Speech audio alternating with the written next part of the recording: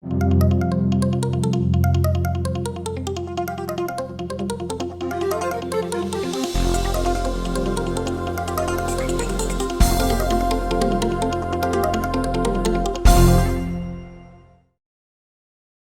to InSight. I'm Wendy Brokaw, speaking to you remotely, as I will with our guest, Steve Trout, Oregon's elections director. COVID-19 is having a huge impact on all of us, but our elections must go on and will. But how? What's changed? What do we need to know? Let's ask him. Hello, Steve. Thank you for joining us today. Thanks, Wendy. Always great to be with you and talk about elections, our favorite subject. Well, the last time we spoke, it was in January in studio at CCTV, and now look at us. We're talking remotely because of the COVID-19 virus. Who knew all of this was going to be happening? That's why I wanted to get in touch with you. How has this pandemic affected the elections and the primary coming up? You know, thankfully, because we're vote by mail and we've been doing this for over 20 years, from the voters' perspective, it's really not going to be that different. We're going to have a little bit of different on the back end with the counties processing things. Obviously, we're going to try and spread them out so that they've got distance between the different teams that evaluate the ballots and do signature checking and open the ballots and run them through the scanners. But from the voters' perspective, it's really going to be the same. You're still going to get your ballot in the mail. You'll be able to return it through a mailbox or through a drop box. For the first time, we've got prepaid postage on the ballots, so you don't even have to put a stamp on it. And the nice thing about that is it makes every single mailbox a drop box. And so if you don't want to have to go out and find a drop box, you'll be able to just drop it in your mailbox and it'll get to us. So that's really, a really nice thing about the way we do elections in Oregon with our vote by mail is there really hasn't been that big of an impact on the way we're going to run this primary election. Can you explain a little bit about the postmark? In other words, can you drop it in the box on the 15th and still have it count? People wonder because they often have said postmarks don't count. You really have to vote on by election day. Right, and that still holds today. The ballot still has to be received by a county election official by election day, May 19th, even with the prepaid postage. What we're really asking people to do for this election especially is to return your ballot as soon as you can. That's going to help the county election workers be able to space out the work and spread it out so that they'll be able to have more distance between themselves and have a better chance of getting things done in the timelines that they have. But from the voters' perspective, we encourage you to return that ballot early. If you're going to put it through the mail, you need to do it a week before the election. If you're going to go to the drop box, you can go anytime up until 8 o'clock on May 19th. But again, that's a way that people can help us out and help out the election workers is by returning that ballot as soon as you've got it marked so that we've got more time to spread the work out. Message received. If you're listening, take note. Try to get that ballot in as early as you possibly can. Now, people are also calling your office, I understand, and asking things like, oh, why don't I see the president on this ballot? What's going on? A little confusion there. Can you help us? No, and that's a big issue every time we have a presidential year. A lot of people don't really understand, that the primary is for the parties to choose their nominees. And so in Oregon, we've got what's called a closed primary, which means the Democrats choose the Democrats, the Republicans choose the Republicans. And those are the only two parties in Oregon that the state runs the primary election for. The minor parties like the Independent Party, the Libertarian Party, the Constitution Party, the other minor parties in the state choose their own nominees however they want to, and that's really a party function.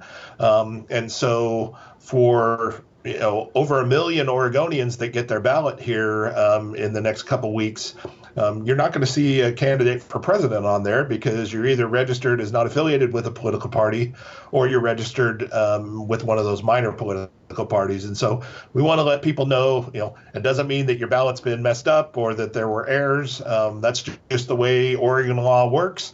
And the parties get to choose their own people. The parties have the option to allow others to vote in their primaries.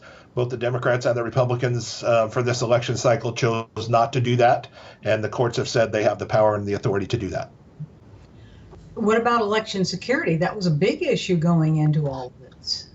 Well, as you know, we've talked about that a lot over the last few months, and so with this pandemic, that's kind of taken a lot of the messaging and the stories about election security off the table. In a way, that's nice because I get to focus more on the election, but really, security is just as important today in the COVID-19 world as it was before this. And so we continue to work to make sure that the election is secure, that our systems are locked down and taking all the precautions that we can.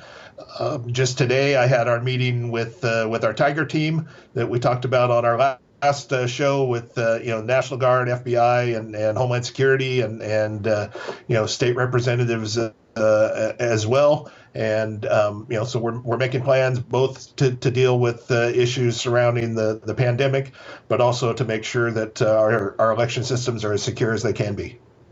Well, that's good to know. Tiger team at work.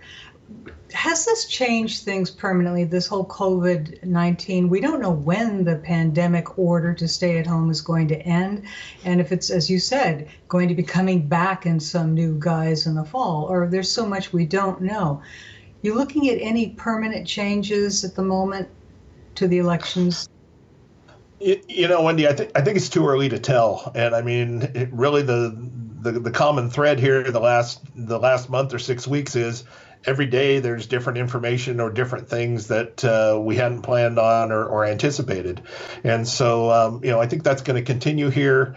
Again, it's a lot less impact on us as a vote by mail state. I know a lot of my peers in other states are really scrambling. Those that still have to put their primaries on, they're really scrambling, trying to figure out what they're going to do. And even those that had their primaries early in the season, they're scrambling to figure out what they're going to do for November. And so, I think in other states there may be more movement and more long-term change from this experience because, you and I know Oregonians love vote by mail, and usually when people have an experience with it and get to try it, they love it. And so I think as more states use this, even anticipating just as a one-time deal, I think the voters in those states are going to say, hey, this is pretty neat. This is a lot easier and better than standing in line. And, they're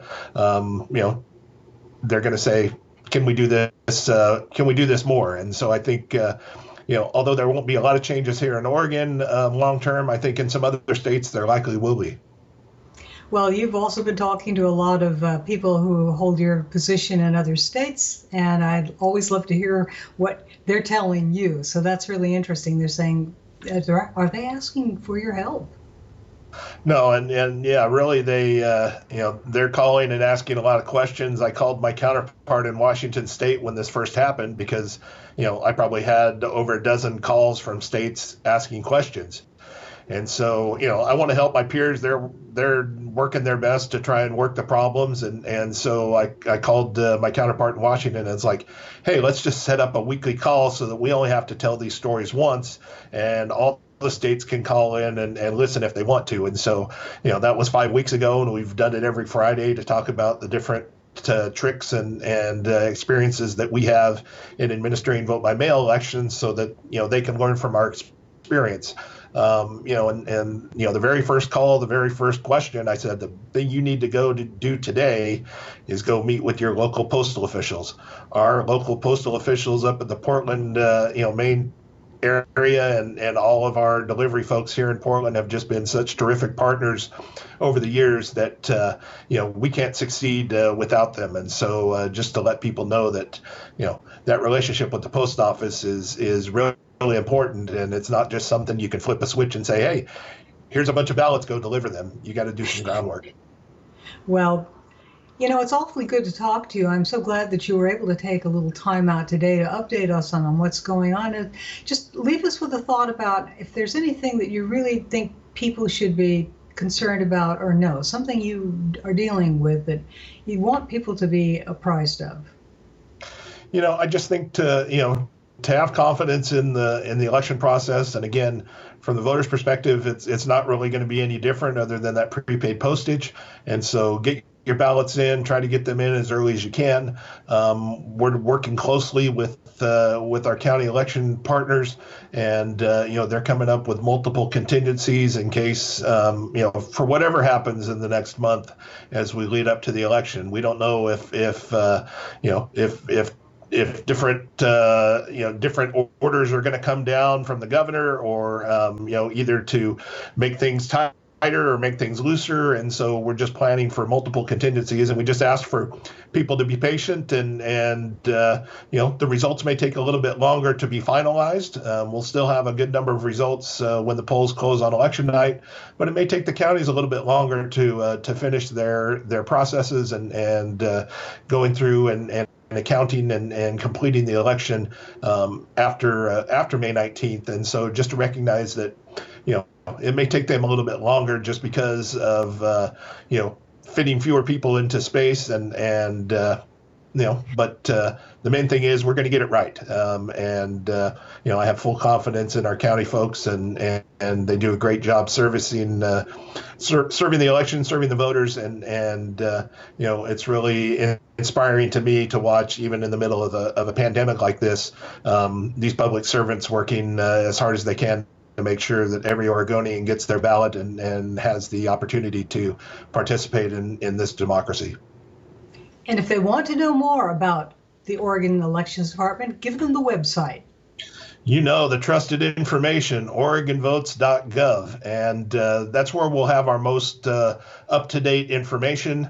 We know that the drop boxes that are available when we went to print with the voters pamphlet, those might change. We're not sure. There's some that are usually in libraries that might be closed. They might be able to open up by then. We just don't know. And so go to our website, and if you want to find a drop box, that'll be the most up-to-date and current information on the drop box locations.